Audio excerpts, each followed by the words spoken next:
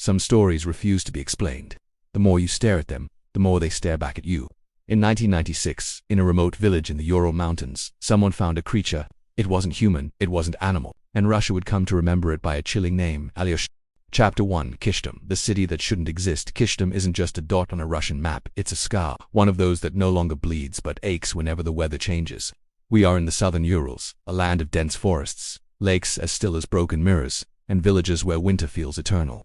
Here, silence isn't peace, it's resignation. In the 1940s, the Soviet Union chose this area to build one of its deadliest secrets, the Mayak nuclear plant. Officially, it didn't exist. On maps, the location was erased. Surrounding towns like Kyshtym became the helpless guardians of a radioactive secret. In 1957, something went wrong. A nuclear waste tank exploded. There was no mushroom cloud, no sirens, only an invisible cloud settling over fields, homes, and people's skin. This was the Kyshtym disaster, one of the worst nuclear accidents in history, but to the world, nothing happened. For the USSR, silence was worth more than lives. People kept drinking from contaminated rivers, eating crops grown in poisoned soil, raising children in a place where normal had already mutated. In the years that followed, the stories multiplied. Children born with severe malformations, deformed animals, inexplicable illnesses, premature deaths, but no one spoke up. Because speaking up meant disappearing. Kyshtym became a city frozen in time, a place where science outpaced ethics, and then looked away. And here's the question that shakes the foundation of this story. What happens when a land is poisoned for generations? What is born when nature tries to adapt to the unnatural? Decades after the blast, in 1996, something was found in the woods near Kyshtym, something small, fragile, and yet profoundly wrong. Before Alyoshenka, before the photos, before the theories, there was already an uncomfortable truth. That place was no longer a place for human beings, and perhaps never truly was. Chapter 2. Tamara Prosvirina and the baby from the woods. Tamara Prosvirina lived on the edge, not just on the edge of town, but on the edge of reality itself. In Kyshtym, everyone knew her, an elderly woman alone, struggling with evident mental health issues. She talked to herself, she claimed to hear voices, and she often vanished into the woods for hours, as if someone was calling her, but no one had reason to fear her, until the day she came home clutching something in her arms. Tamara claimed she found a baby in the forest. It didn't cry, it didn't move like a newborn, but it was alive. She heard it before she saw it, a call, a low sound, almost a moan, that guided her through the twisted Ural trees. There, in the undergrowth, wrapped in damp earth, he was, about 10 inches tall, a head disproportionately large for its body, large, sunken eyes, as if watching from the inside out, grayish, wrinkled skin, not the skin of an infant. Tamara didn't feel fear, she felt recognition. She took him home, laid him in a makeshift cradle, fed him milk and cheese. She spoke to him the way one speaks to a child who sleeps too much. She named him Alyoshenka. The neighbors noticed immediately that something was off. Through the window, they saw the creature didn't grow. It didn't cry, it almost never moved, and yet it breathed. Some said it looked old, not sick, old. When authorities finally intervened, it wasn't for Alyoshenka, it was for Tamara. She was declared mentally unfit and committed to a psychiatric hospital. No one asked what would happen to the creature left behind. Alyoshenka died a few days later. From hunger, from cold, or perhaps because he couldn't survive in our world. When neighbors entered the apartment, the silence was absolute. They found the body wrapped in a blanket, stiff but strangely not decomposed. One of them realized this wasn't something to be thrown away. He handed it over to the police. And this is where the story sheds its skin.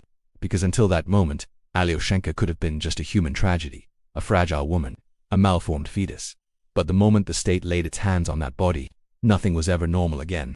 Chapter 3. The body, the photos, and the hesitation of science. When the Kyshtym police received that blanket-trapped package, they didn't know they were holding a future legend. They thought it was an animal, or at most, an abandoned human fetus. But one look at the face was enough to realize it fit into no known category. The body was tiny, just over 8 inches, but completely formed. The head took up nearly half its total length. The skull was tall, elongated, with an unnaturally pronounced forehead, large black eyes, sunken into the sockets, a thin mouth, almost non-existent. No real nose, just 2 small holes. But other details made the investigators' blood run cold. No visible navel umbilical cord mark. No recognizable genitalia, grayish, leathery skin.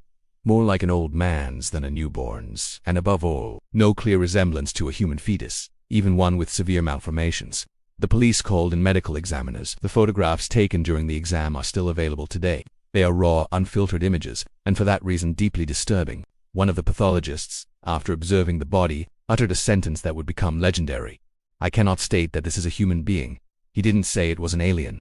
He didn't say it wasn't. He just said he didn't know. And in science, "I don't know" is the most dangerous phrase of all. Some doctors proposed it was a human fetus with extreme mutations caused by Mayak radiation. But this theory left too many holes. Why was the bone structure so symmetrical? Why the total absence of a navel? Why did the skin show no typical signs of decomposition? Others whispered about a well-crafted hoax. But who would create such a thing? And why leave it with an elderly woman? The most serious issue, however, wasn't the scientific disagreement.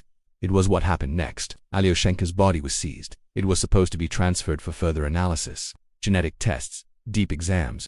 But it never arrived. According to official documents, the body was lost.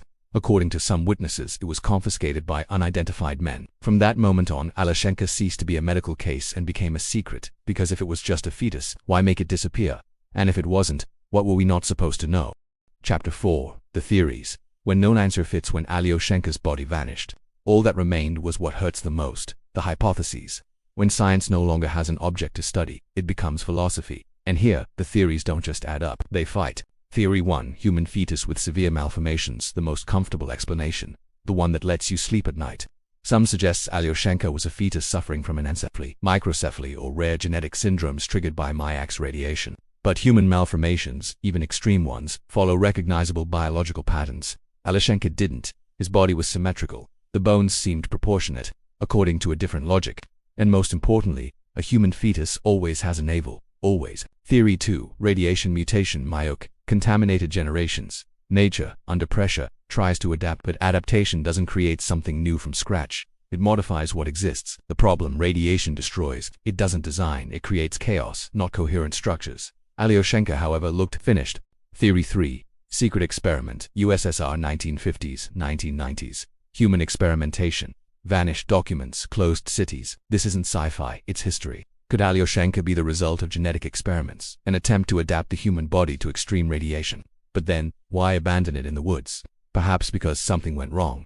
And when things go wrong, you erase them. Theory 4. Non-human entity, the most controversial.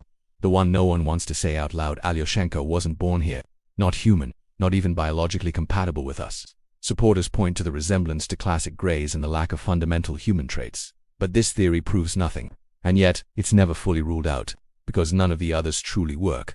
The real problem, the point isn't which theory is right. The point is that none of them close the case.